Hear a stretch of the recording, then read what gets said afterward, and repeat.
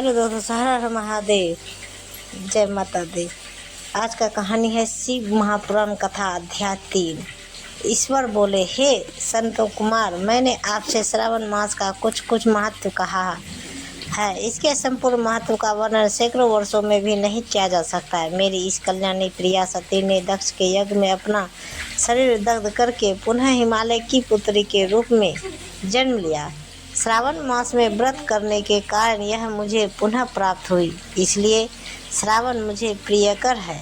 यह मास ने अधिक शीतल होता है और ना ही अधिक उष्ण यानी गर्मी होता है।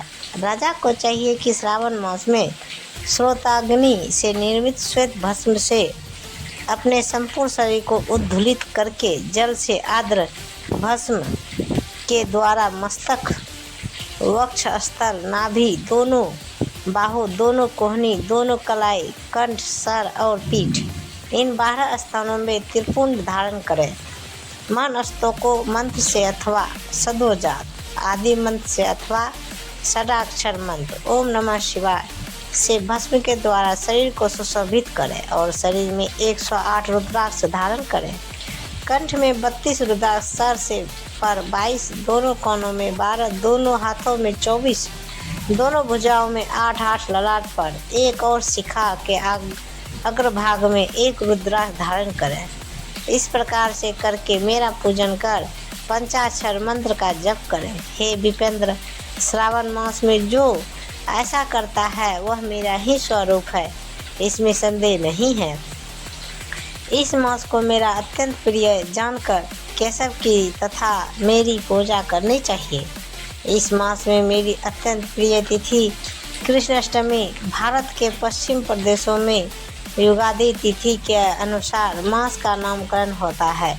अतः श्रावण कृष्ण अष्टमी को भाद्रपद अष्टमी समझना चाहिए पड़ती है। उस दिन भगवान श्री हरि देवकी के गर्भ से उत्पन्न हुए थे।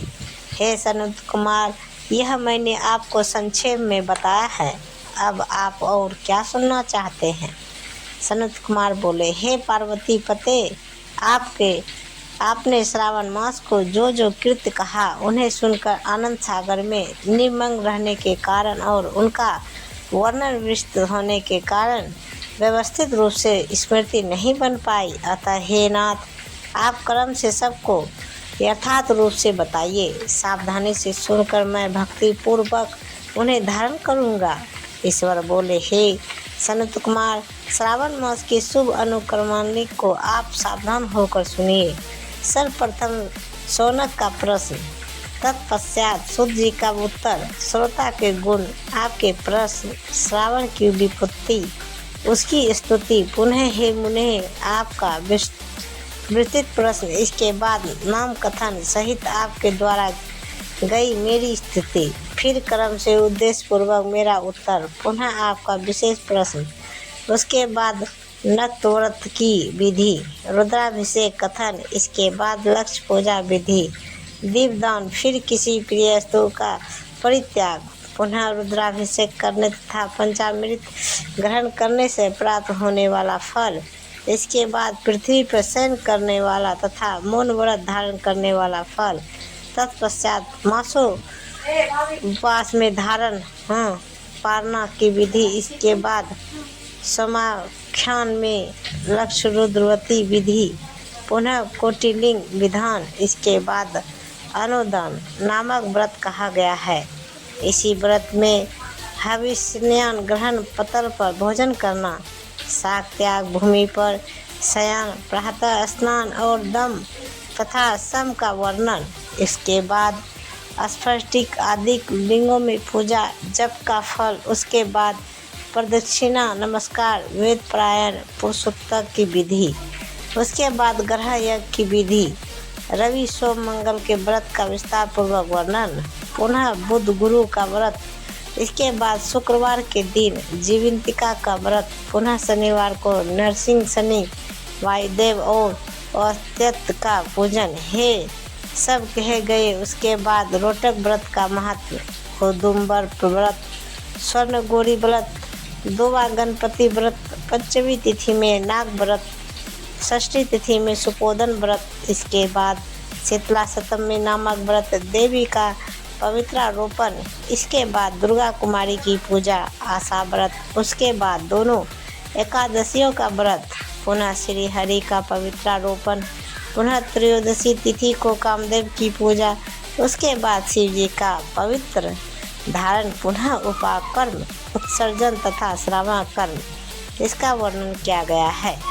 इसके बाद सर्पली, हयग्रीवा, जन्मोत्सव, सभादीप, रक्षाबंधन, संकट नाशन व्रत, कृष्ण जन्माष्टमी व्रत तथा उसकी कथा, पिठोर नामक व्रत, पोला नामक वृष व्रत, कुशनगर ग्रहण, नदियों का रजोधर्म सिंह, संक्रमण में गोप्रस्थ होने पर उसकी शांति, कर्क सिंह संक्रमण काल में था, श्रावण मास में दान स्नान, महत्व श्रावण, उसके बाद वाचक पूजा, इसके बाद अगस्त अर्ध विधि, फिर कर्मों तथा व्रतों के काल का निर्णय बताया गया है।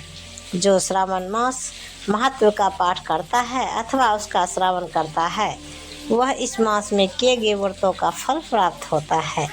हे सनत कुमार, आप इस शुभ अनुक्रम को अपने हृदय में धारण कीजिए। जो इस अध्याय तथा श्रावण मास के महत्व को सुनता है, वह उस फल को प्राप्त करता है जो फल सभी व्रतों का होता है। हे विपरीत से अधिक कहने से क्या लाभ है? श्रावण मास में जो विधान किया गया है, उनमें से किसी एक व्रत का भी करने वाला मुझे प्रिय है। सूत जी बोले, हे सोनक, शिव जी के अमृतमय इस उत्तम वचन का अपने कर्णपुट से पान करके सनत कुमार आनंदित हुए और कृतकृत हो गए। श्रावण मास की स्तुति करते हुए तथा हृदय में शिव जी का स्मरण करते हुए वे देवर्षि श्रेष्ठ सनत कुमार शंकर जी से आज्ञा लेकर चले गए। जिस किसी के समक्ष इस अत्यंत श्रेष्ठ रहस्य को प्रकाशित नहीं करना चाहिए, हे प्रभु, आपकी योग्यता देखकर ही मैंने इसे आपसे कहा है। तो इस प्रकार श्री स्कंद पुराण के अंतर्गत ईश्वर सनत कुमार संवाद में श्रावण मास महत्व, भगवान विष्णु की कृपा से श्रावण मास का तीसरा अध्याय समाप्त हुआ। तो यह कहानी आप सबको कैसी लगी, कृपया हमें कमेंट बॉक्स में ज़रूर बताइएगा। और पूरी कहानी सुनने के लिए धन्यवाद और शुक्रिया। और इसी तरह हमें प्यार और सपोर्ट दीजिए दोस्तों, और प्रेम से बोलिए हर हर महादेव, जय माता दी।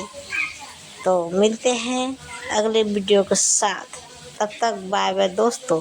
अभी तक जो भी हमारे चैनल को सब्सक्राइब नहीं किए, प्लीज़ हमारे चैनल को सब्सक्राइब करें और बेल आइकन घंटा ज़रूर दबाएं। तो दोस्तों बाय बाय।